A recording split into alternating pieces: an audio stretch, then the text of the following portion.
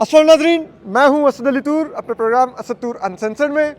आज की जो सबसे बड़ी और सबसे अच्छी खबर है वो है कि ईमान मज़ारी और हादी अली चट्ठा वहीद मुराद की बेल लेने में कामयाब हो गए हैं। लेकिन ये बेल की कहानी बड़ी दिलचस्प है।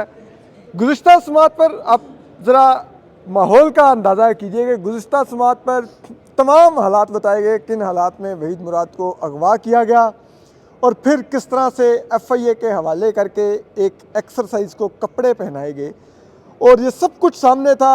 और जो सहाफ़ी टॉर्चर हुए सुबहान उन्होंने बताया, और यही जज साहब थे अब्बास साहब, उन्होंने कहा, उन्होंने पहले तमाम कहानी सुन के किया और उसके बाद उन्होंने 2 दिन का फिजिकल रिमांड दे दिया। और आज ये हालत थी कि 9:42 पर एफआईए वहीद मुराद को लेकर आई और 9:49 पर वहीद मुराद पहले जुडिशल होकर और फिर ज़मानत भी हो चुके थे। लेकिन ये तमाम जो प्रेशर सब कुछ हुआ, इसमें बहुत से सहाफ़ियों ने आवाज़ उठाई, लेकिन मेन जो जंग लड़ी मीडिया में भी और कानूनी महाज पर भी, वो ईमान मज़ारी और हादी अली चट्ठा और इनकी टीम मेंबर जोया भी खड़ी हुई हैं। इन सब लोगों की मेहनत थी।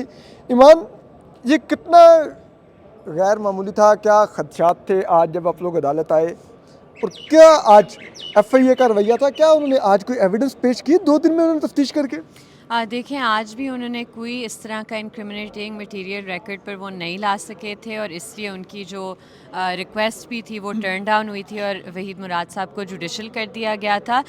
इस केस में जिस तरह बाकी सहाफ़ियों के केसेस में, आपके केस में, मती साहब के केस में, ये इश्यूज़ और एप्रीहेंशंस हमारे एंड पर होती हैं कि शायद किसी और पर्चे में गिरफ़्तारी हो जाए, शायद उनकी ज़मानत आज आखिरी दिन जो आखिरी वर्किंग डे है कचहरी का उस पर ना हो सके।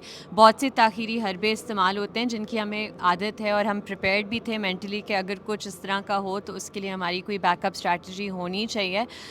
तो अल्लाह का शुक्र है कि चीज़ें आज स्मूथली हो चुकी हैं और इंशाल्लाह आज वहीद मुराद साहब घर जाएंगे। आज इंशाल्लाह घर जाएंगे। लेकिन आज कोई 2 दिन एफआईए ने फिजिकल रिमांड लिया था, उस 2 दिन में कोई वो लाई नहीं है, कोई सो कॉल्ड एविडेंस कुछ भी? आपने तो कहा कि ये तो अख्तर मेंगल साहब का ट्वीट था जिसको उन्होंने रिप्रोड्यूस किया और बतौर जर्नलिस्ट रिपोर्ट किया हुआ है। ऐसे 2 चीज़ें हैं ना कि एफआईआर में उस दिन जब वो पेश करके लाए थे पहली दफ़ा, तो हमें तो नहीं पता था कि वो किस पोस्ट की बात करें और हमने तो एफआईआर जल्दी में पढ़ के जो रिमांड की बिल्कुल, बहस थी 2 वो मिनट का की। भी टाइम नहीं मिला था। एग्जैक्टली तो और उनके पास कॉपी भी नहीं थी एफआईआर की उस टाइम पर। तो ये जो एफआईआर है इसमें क्लियरली ये बात लिखी गई है, एक कि उन्होंने तोड़ मरोड़ के अख्तर मेंगल साहब के जो अल्फाज थे विदाउट एट्रीब्यूशन लगा दिए कि वहीद मुराद ने कहा है, और फिर उसके नीचे उन्होंने कहा कि जी इन्होंने अहमद नूरानी की इन्वेस्टिगेटिव रिपोर्ट भी शेयर की है। पूरा मुल्क वो रिपोर्ट शेयर कर रहा है, उस रिपोर्ट को शेयर करना एक सहाफ़ी का काम है।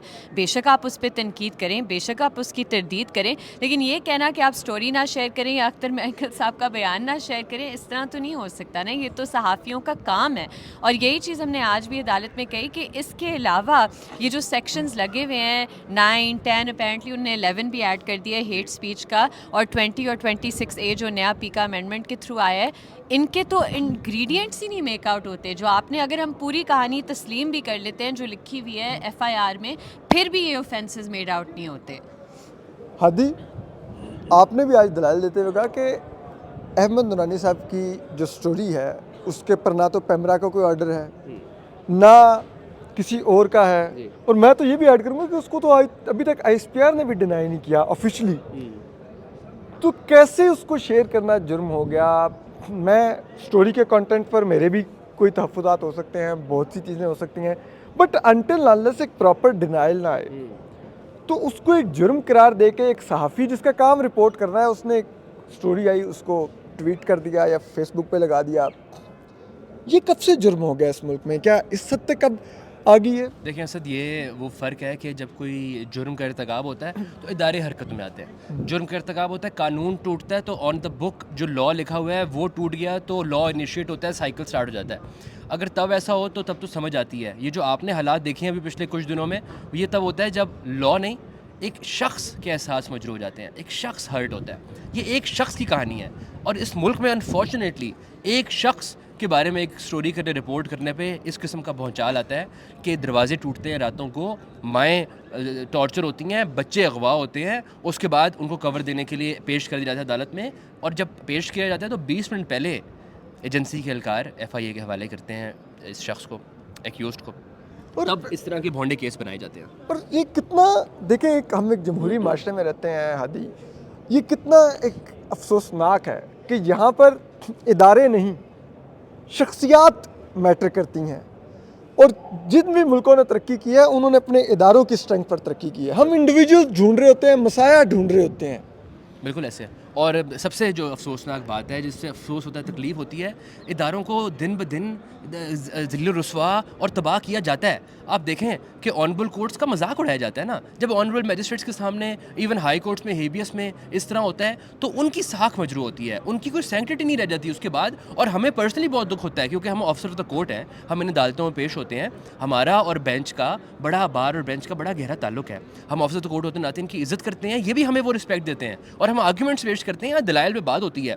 लेकिन जब इनके साथ ये होता है कि इनको इस तरह से ट्रीट किया जाए, लोगों को पेश किया जाए, तो फिर दुख होता है। हादी, बहुत शुक्रिया। अभी वहीद को बाहर निकालने लगे, हम वहीद को भी आपको मिलवाते हैं, बात करवाते हैं। ज़रा उधर चलते हैं। मुराद की ज़मानत हो चुकी है, वहीद खड़े में। वहीद, कैसा महसूस कर रहे हैं?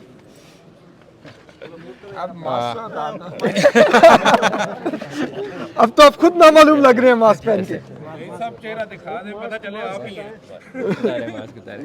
वहीद को आप देख सकते हैं, वहीद की ज़मानत हो चुकी है और वहीद के कोलीग्स उनको मिल रहे हैं, अहले खाना मिल रहे हैं।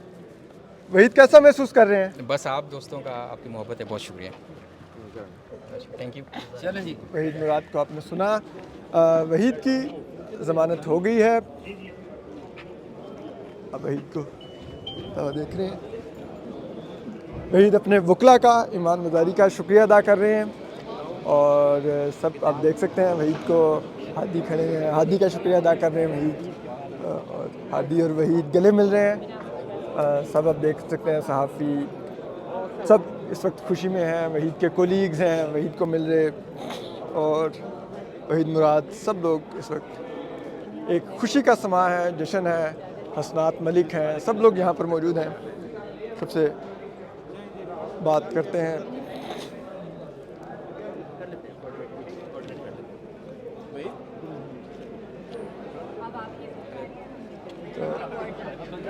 हसनात भाई, क्या समझते हैं आज कैसी गैर मामूली है, अचानक से एकदम चीज़ें तब्दील हुई? देखिए, क्या ड्रामा ही था या आपको एक्सपेक्टेशन थी कि सब कुछ इसी देखिए, तरह? हमेशा इंसाफ ऐसे ही होना चाहिए। एक्सपीडिशियस जो है वो फौरी और सस्ता इंसाफ मिलना चाहिए। तो ये अच्छी बात है कि ये है कि जुम्मतुल विदा है, बाबरकत दिन है, उसकी बरकत से इतनी जल्दी जो है वो रिहाई हो गई। अदरवाइज़ आपको पता है कि प्रोसेस इतना किलिंग होता है कि आपको जब ज़मानत मिल जाए तो रोपकार का निकलना वो भी एक बड़ा लेंथ थी, और फिर उसके बाद आपको अडयाला जेल, याद होगा मतीउल्लाह जान साहब की भी बेल हुई थी, और फिर अडयाला जेल उनको लेके जाया गया, जेल में चले जाएंगे। जेल वहाँ से। तो ये सारी चीज़ें मेरा ख्याल है कि खुशाइन बात है, बाद में तबसरा हम इस हवाले से करेंगे, लेकिन असल चीज़ है कि अब सेलिब्रेट करने की वो ये है कि जो रिहाई हुई है वहीद मुराद। बहुत शुक्रिया। मती भाई, क्या कहेंगे वहीद मुराद की इस तरह से एक फौरी रिहाई? क्या एक्सपेक्ट कर रहे थे कि वहीद आज आ रहा है? जी बिल्कुल। एक तो ये इल्ज़ामात ही इस नौइयत के थे कि कोई कॉमन सेंस रखने वाला बंदा भी ये समझ जाता है कि इस सारी कार्रवाई का मकसद वहीद मुराद को और बाकी तमाम सहाफ़ियों को डराना है, उनको दबाव में लाना है। क्योंकि कानूनी एतबार से तो ये कोई इतना मजबूत केस नहीं था कि एक सियासतदान ने कोई ट्वीट की है और उसके बाद वो ट्वीट अगर एक सहाफ़ी रिपोर्ट करता है या शेयर करता है तो उसके ऊपर आप मुकदमा बना रहे हैं, लेकिन उस सियासतदान के ऊपर आपको कोई हिम्मत नहीं है कि कोई ऐसी कार्रवाई कर सके।